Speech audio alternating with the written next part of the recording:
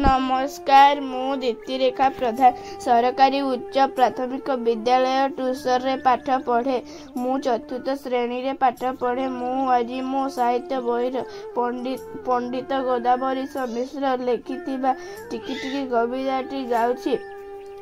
टिकी टिकी टप पानी रे गोड़ा होइछि सिंधु सुना सिना आखिकी तार असंख्य बिंदु टिकी टिकी धूली कणिका मिसी होइछि धरा पहाड़ पड़िया नगर सबु धूली रे गढ़ा गोटी गोटी केते गछरे पोरा तियारी बन एते लोक हित साधुची एते बांटुची धन टिकी टिकी कटी तारका फुटी गगन नीति